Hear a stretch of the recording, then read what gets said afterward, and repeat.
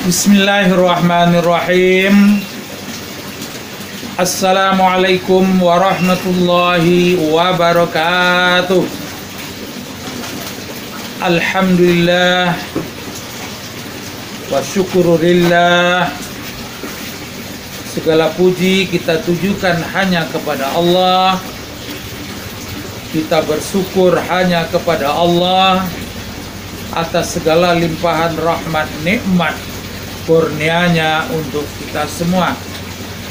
Salawat dan salam kita tujukan pula kepada Nabi kita, Nabi besar Muhammad Sallallahu Alaihi Wasallam.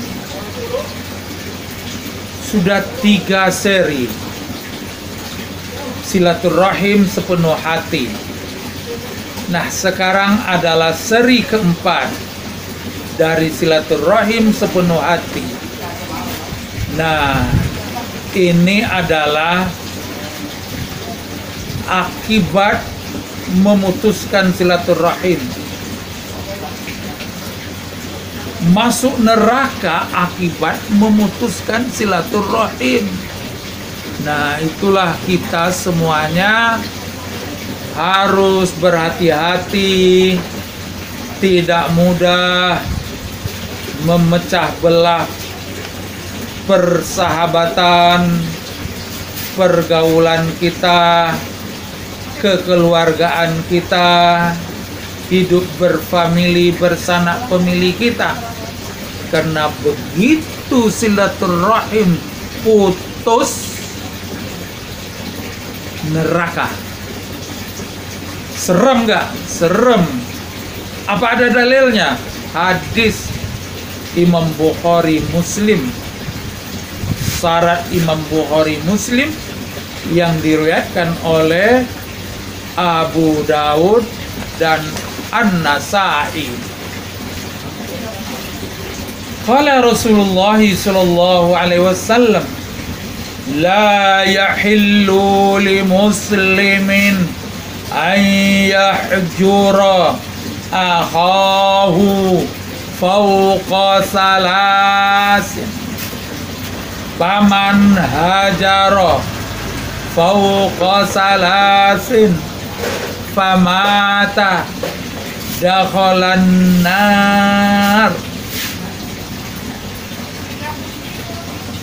Tidak halal, tidak boleh, tidak diperkenankan bagi seorang muslim untuk berpindah, berjauhan, bermusuhan dengan saudaranya di atas 3 hari.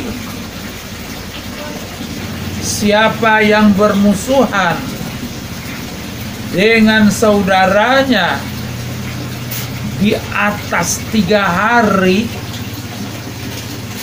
famata dakhalan nar, sebelum sempat memaafkan, sebelum sempat menjalin kembali silaturahimnya, famata, dia mati. Entah mati karena sakit, entah mati ketabrakan, entah mati hanyut, kita nggak tahu, ajal namanya. Famata dakhalan nar, orang yang mati dalam putus silaturahim masuk neraka. Semoga kita dijauhkan oleh Allah dari keadaan yang demikian itu. Jadi putus silaturahim pada akhir hayat itu termasuk tanda su'ul khotimah. Nah, oleh sebab itu Nabi kita, Nabi besar Muhammad Sallallahu Alaihi Wasallam itu jika 3 hari masuk neraka. Berapa lamanya itu urusan Allah nanti. Dalam hadis yang lain diriwayatkan oleh Abu Daud dan Al-Baihaqi, hadis juga hadis sahih yang bunyinya man hajara akhahu sanatan fahuwa kasabki damihi. Siapa yang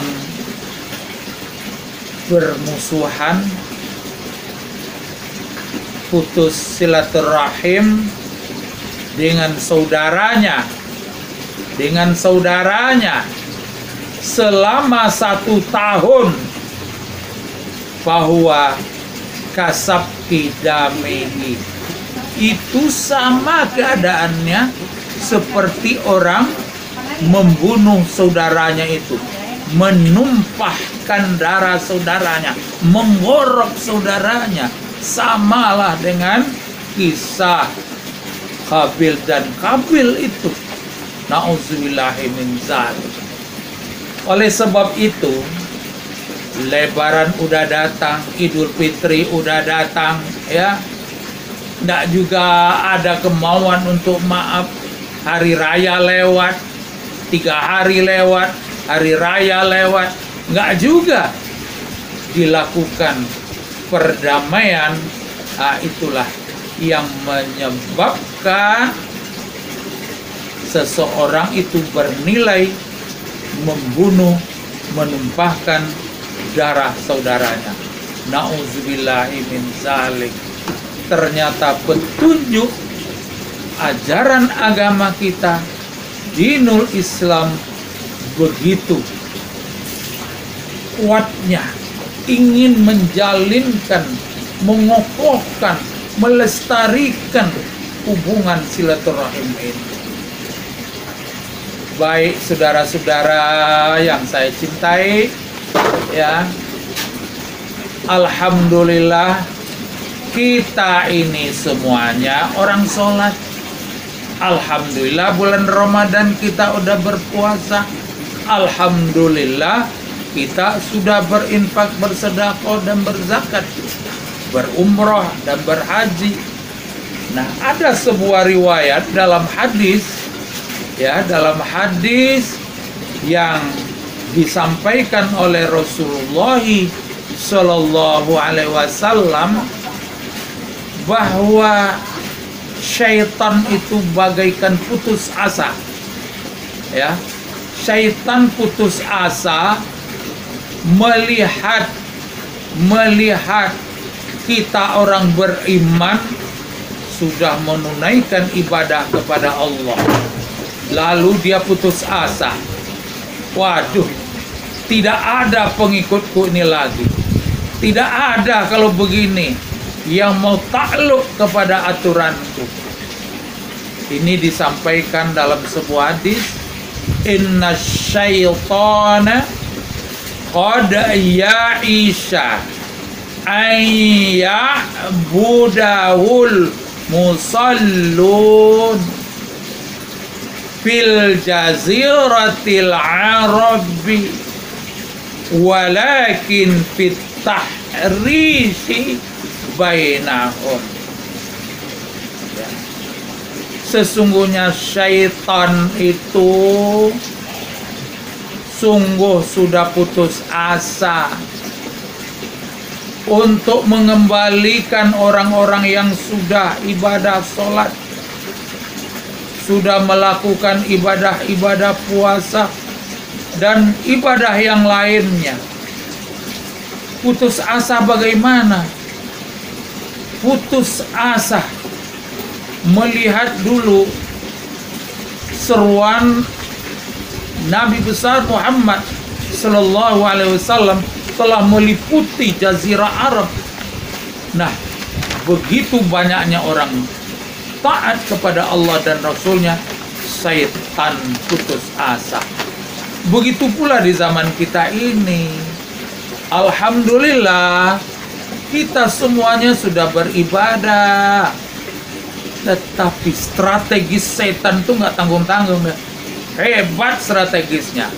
Kalau ente sudah sholat, udah puasa, lalu masuklah jarum setan untuk mengadu domba kita, adu dombanya kita, agar kita bergontok-gontokkan lalu berputus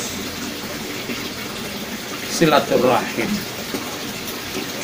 Nah, oleh sebab itu mari kita hindari beberapa faktor yang disebutkan oleh Rasulullah Sallallahu Alaihi Wasallam yang sangat dominan di dalam membuat seseorang, membuat keluarga, orang bersahabat, bersaudara itu jadi putus silaturahimnya.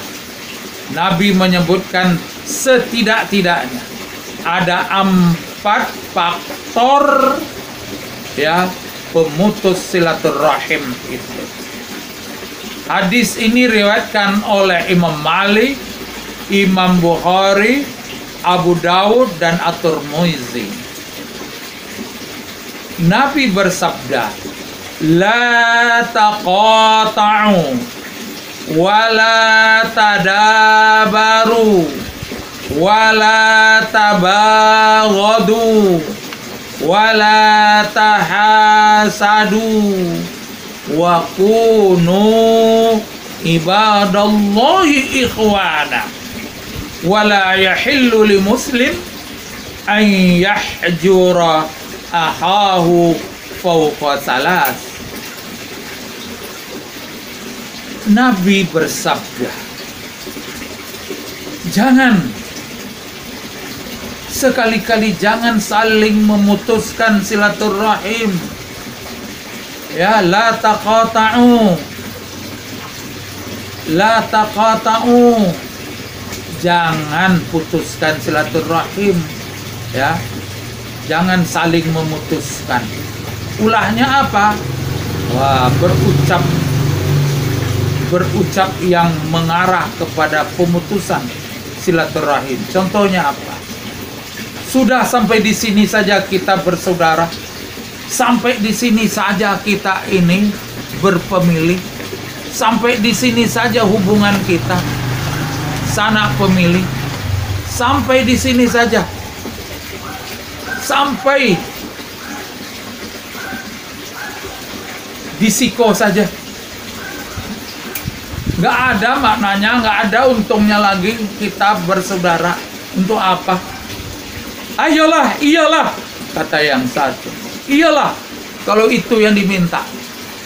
Kami pun sanggup. Udah, putus. Sampai di sini. Udah nggak perlu lagi. Itu namanya saling berusaha memutuskan silaturahim. Itu faktor masuk jarum setan. Ayo terus, kata setan. Nah, faktor yang kedua, wala tadabaru. Wala tadabaru. Jangan saling bermusuh-musuhan. Ya, jangan saling bermusuhan. Awas. Kalau kamu nanti mempersulit saya dalam melakukan bisnis, saya akan hancurkan pula bisnismu. Itu namanya saling bermusuhan. Ya. Jangan kamu mengambil langganan saya. Jangan kamu ambil relasi saya. Jangan kamu coba-coba merusak perdagangan saya. Mulailah bermusuhan. Persaingan yang tidak hebat. Kata-katanya selalu muncul. Awas, awas. Nanti kita bisa bertumpahan darah. Nah, ini kerja setan itu. Kemudian yang ketiga adalah disebutkan oleh Nabi wala tabaghadu. Wala tabaghadu itu saling benci membenci. Janganlah hendaknya kita saling benci membenci. Kenapa benci? Faktor apa benci? Muak saya melihatmu jojok dan menengok waang, ya, condohan tuang nampak di dan itu adalah muncul dari sikap benci membenci. Dari dulu kelakuan kamu begini, udah dah, saya udah benci kepada kamu. Kelakuanmu itu tidak termakan oleh anjing. Sudah aku benci. Entah apa yang dibencikan oleh dia. Benci saya sama kamu. Nah, kalau udah faktor benci muncul ke dalam kehidupan kita, ini membuat mudahnya silaturahim hancur. Nah, kemudian faktor yang keempat, wala tahasadu. Jangan kalian saling dengki. Jangan kalian saling iri hati. Jangan saling hasad. Kenapa hasad? Hasad itu adalah, kenapa hasad? Hasad itu hakikatnya memprotes rahmat Allah kepada seseorang. Kenapa yang dia diberi itu? Kenapa dia yang kaya? Kenapa yang dapat begitu baik dia? Kok bukan aku? Lalu hasad. Udahlah, dia suruh cari orang ketiga.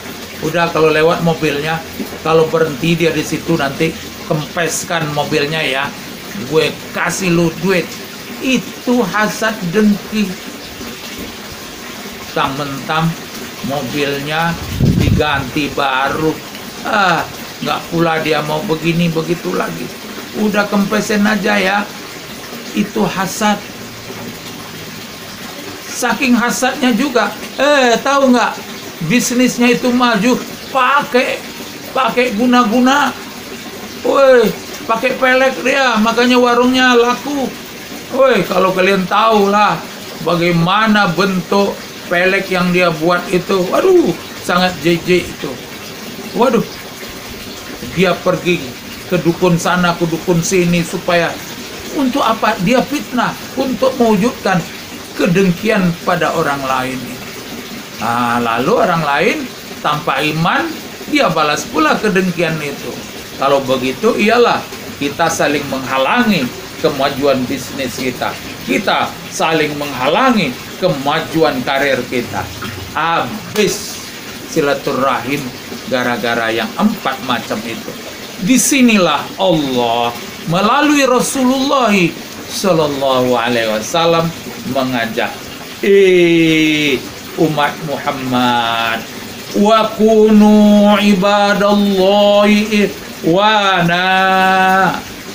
Jadilah kalian semuanya hamba Allah, hamba yang patuh, hamba yang taat kepada Allah, dan berada sebagai satu persaudaraan.